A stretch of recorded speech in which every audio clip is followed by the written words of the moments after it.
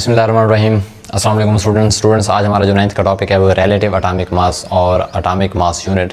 ये relative atomic mass क्या होता है, ये बहुत ही एक अहम टॉपिक है और इसको बड़ा बारीकी के साथ समझना है, क्योंकि बहुत सारे स्टूडेंट्स होते हैं इस टॉपिक को समझने में उनको कन्फ्यूजन होती है।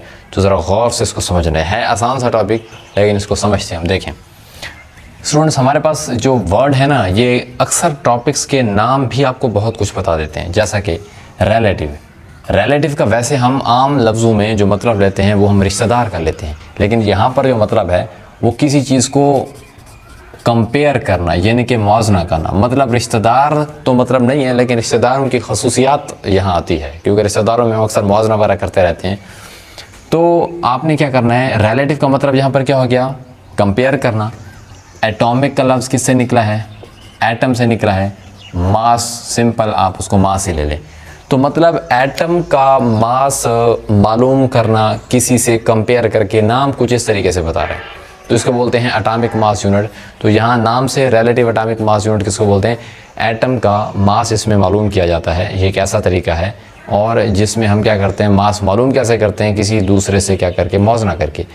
अब मुआवजा किस चीज़ के साथ किया जाता है, हमें उस चीज़ का पता होना चाहिए, और मुआवजा करके एटम का मास कैसे मालूम करते हैं, इस सारी चीज़ों को समझते हैं। देखिए स्टूडेंट्स, इसको समझने से पहले आपको ये पता होना चाहिए, ये जो मुआवजा किया जाता है, अब हमारे पास कायनात में टोटल 118 एलिमेंट हैं। आप जानते हैं इन 118 एलिमेंट में से एक एलिमेंट है कार्बन।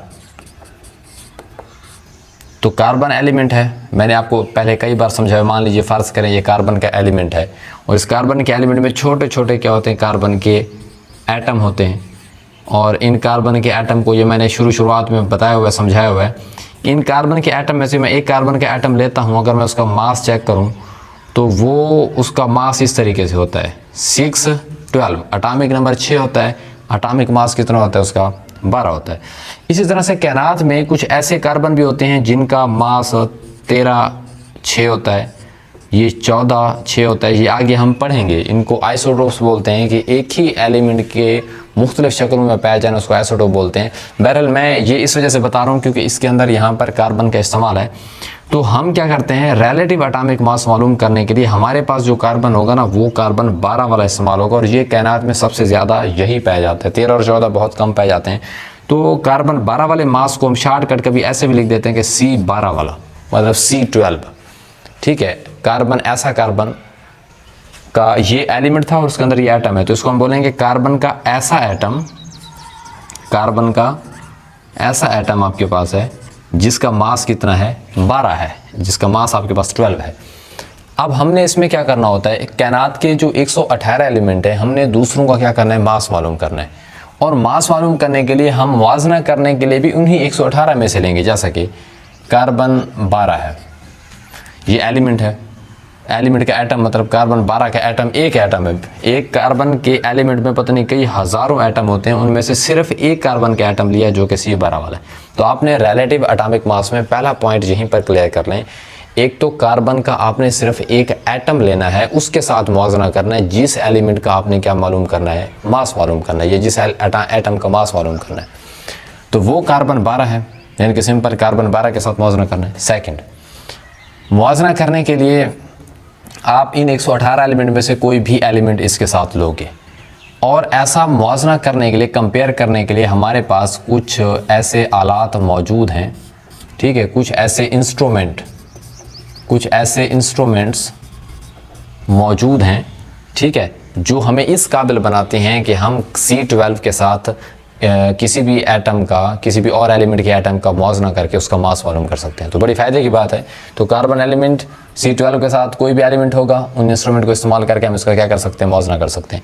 अब मसला क्या है, क्योंकि वैसे एक आप मास, एक एटम का मास, हम एलिमेंट का मास वैसे हम क्यों मालूम नहीं कर सकते, वैसे इस वजह से मालूम नहीं कर सकते।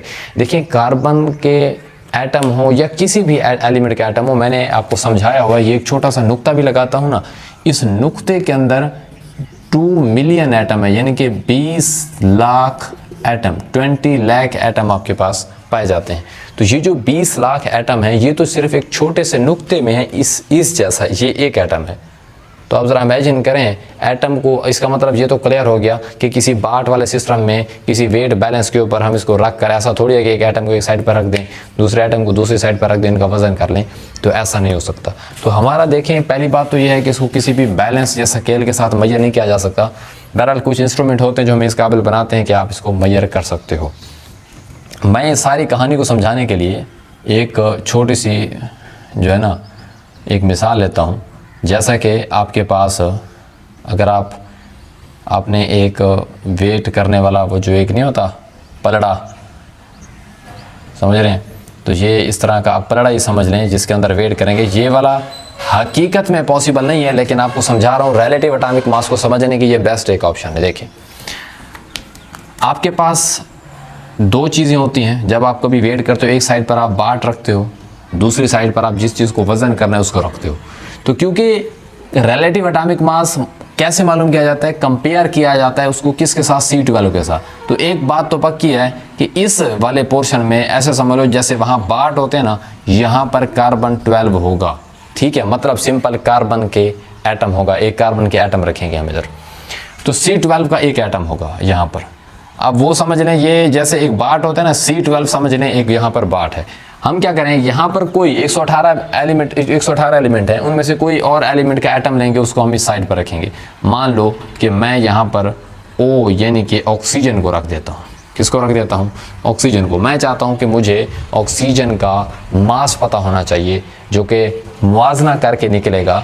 वो कैसे मालूम करेंगे उसका तरीका ये है। देखें, ऐसा करने के लिए अब एक कार्बन का मास तो है 12, लेकिन इसको डायरेक्ट इसको मुकम्मल नहीं रखना, इसको एक और तरीके से हल करते हैं। देखो, एक कार्बन का मास 12 है, आप ऐसा करो इस कार्बन के एटम के 12 टुकड़े कर दो। मान लो 1 3, ये हो गए 1 2 3 4 5 6 7 8 9 10 11 12। आपने उसी कार्बन एटम को, ये है कार्बन का एक एटम, समझिए कार्बन का सिर्फ एक एटम है, मैंने क्या किया उस कार्बन एटम के कितने टुकड़े कर दिए? 12 टुकड़े। जैसे कि ना 1 किलो का बाट हो ना, 1 किलो के बाट के मैं ना 12 टुकड़े कर दूँ तो उसमें फ़र्क तो नहीं पड़ेगा, जितना उन टुकड़ों का वजन होगा उतना 1 किलो के बाट का वजन होगा। तो जो कार्बन 12 का मास है उतना ही क्या है उसके सारे ये जो पार्ट्स हैं ये उनका मास है। देखें, इनमें से इस कार्बन 12 का ये जो 12 हिस्से मैंने किए हैं, 12 हिस्से किए हैं, इनमें से हर एक को आप बोलते हो AMU। AMU, ये दूसरा AMU है, ये तीसरा AMU है। ये AMU क्या चीज़ है? सवाल इस तरह से ये सारे के सारे AMU है। कार्बन एटम के मैंने कितने टुकड़े किए? 12 टुकड़े किए। उनमें से हर एक हिस्से को क्या बोलते हैं? AMU। AMU बोलते हैं एटॉमिक मास यूनिट। A से एटॉमिक, M से मास, U से यूनिट। ये जो रिलेटिव एटॉमिक मास की कहानी हम पढ़ रहे हैं कि कार्बन 12 के साथ इधर मैं ऑक्सीजन के एलिमेंट अब रखने वाला हूं और उससे इसका मुआवजा करके इसका मास निकालूंगा। तो ये जो मास निकलेगा आखिर उस मास का को तो रिलेटिव एटॉमिक मास बोलते हैं। अब इसी रिलेटिव एटॉमिक मास का एक ऐसा यूनिट होता है जो आप देखो हर चीज़ का यूनिट तो इस्तेमाल करते हैं, इस यूनिट को हम बोलते हैं एटॉमिक मास यूनिट या इसको बोलते हैं AMU। अगर हम इस बात करें AMU की तो ये सारे के सारे यूनिट्स हैं। कार्बन के मैंने कितने हिस्से किए? 12 हिस्से किए। इनमें से ये वाला एक हिस्सा एक AMU कहलाता है, दूसरा AMU, तीसरा, इस तरह से ये सारे के सारे 12 टुकड़े हैं। इनमें से मैं ये कह सकता हूँ, इस वाले को कह सकता हूँ कार्बन के अगर 12 हिस्से किया जाए तो 12वें टोटल 12 हिस्सों में से ये वाला एक हिस्सा, 1/12 का मतलब ये है कार्बन एटम के 12 हिस्से किए, उनमें से कौन सा है 1 हिस्सा, इसको बोलते हैं 1/12। ठीक हो गया। तो सिंपल कार्बन 12 के 12 टुकड़े किए। अब इस पलड़े के अंदर इधर मैंने ऑक्सीजन रख दिया, इधर से क्या है ये AMU, मुख्तलिफ 12 टुकड़े हैं इस कार्बन के।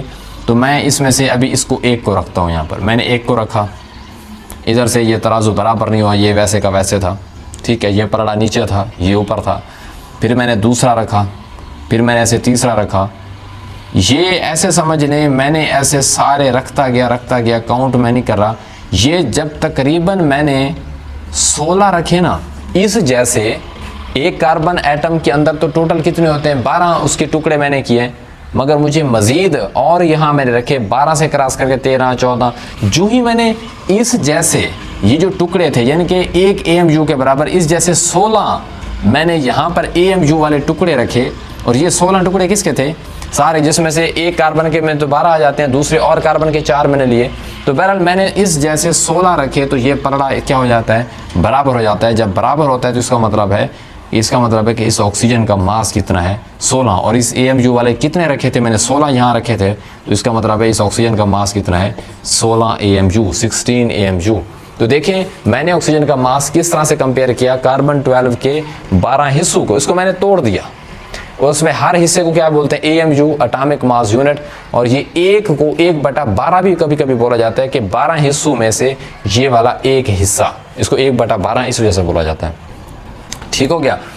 तो अगर मैं यहाँ पर मिसाल चेंज करता हूँ, मैं यहाँ पर मान लीजिए नाइट्रोजन रख देता हूँ, यहाँ पर मैं चेंज कर देता हूँ, इन 118 एलिमेंट में से नाइट्रोजन लेता हूँ, तो नाइट्रोजन का कैसे निकलता है देखें। जब मैंने इस जैसे 1 रखा, 2 रखा, 3, जब 12 हो जाते हैं, 13 हो जाते हैं, जो ही मैं यहाँ पर 14 रखता हूँ ना, इस जैसे AMU के 14 बाल समझ लो, गेंद समझ लो, इसके टुकड़े समझ लो, जब मैं यहाँ पर रखता हूँ तो ये वाला पलड़ा फिर से क्या हो जाता है, इक्वल हो जाता है। तो इसका मतलब है नाइट्रोजन का मास भी कितना है 14। जब आपने ये देखना है, इधर से आपके पास AMU क्या है, AMU रखते जाएंगे। अगर किसी के 23 बनते हैं तो आप 23 रख दो, जितने भी बनते हैं, लेकिन एक कार्बन के एटम में कितने होते हैं 12 होते हैं, और दूसरे के फिर मजीद हर इस तरह से और इसके रखते जाएंगे। जो जब इसका वेट बिल्कुल इक्वल होगा समझ जाइएगा उसका मास कौन सा है। नाइट्रोजन का 14 निकालते हैं इस तरह से। अगर सोडियम होगा Na तो उसका 23 AMU होता है, मैग्नीशियम का 24 AMU होता है। तो इसी तरीके से आप C12 के साथ मुआवजना कर करके मुख्तलिफ जो कायनात के एलिमेंट्स हैं उनका मुआवजना करके उनका मास मालूम कर सकते हो। तो ये वाला मास आपने कैसे मालूम किया, कंपेयर करके मालूम किया, किसके साथ, C12 के साथ। C12 के साथ इसका मुआवजना करके जो मास निकालते हैं उसको बोलते हैं रिलेटिव एटॉमिक मास। तो किसी भी एटम का औसत मास मालूम करना, कैसा करके उसको C12 से मालूम करना, मास को जब कंपेयर किया जाता है उसको बोलते हैं रिलेटिव एटॉमिक मास। अब एटॉमिक मास यूनिट की भी आई होप आपको समझ आ चुकी होगी। क्यों, एक तो रिलेटिव एटॉमिक मास का एक ऐसा यूनिट होता है एटॉमिक मास यूनिट जिसको AMU बोलते हैं।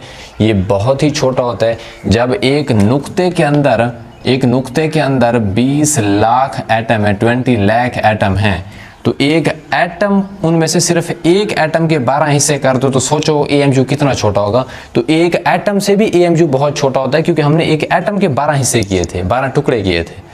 तो AMU क्या है, आप सिंपल बोल सकते हो AMU कुछ भी नहीं है, एक कार्बन का 12वें में से जो एक हिस्सा होता है 1/12। कार्बन 12 के 12 हिस्से किए, उनमें से सिर्फ एक हिस्से को AMU बोलते हैं। समझ आ रही है। तो कार्बन के कितने ऐसे हिस्से हैं, 12 हैं, तो इस वजह से कार्बन का मास कितना होता है, कार्बन का मास होता है 12 AMU, क्योंकि उसमें कार्बन के कितने हिस्से हैं, 12 हिस्से हैं। आई होप आपको AMU में और रिलेटिव एटॉमिक मास में और इसकी सारी बात की समझ आ चुकी होती है। हकीकत में ये वाला बैलेंस से ऐसे मौजूद नहीं किया जाता, ये सिर्फ समझाने के लिए सारा तरीक़ेकार था ताकि आपको रिलेटिव एटॉमिक मास और एटॉमिक मास यूनिट की अच्छे तरीके से समझ आ सके।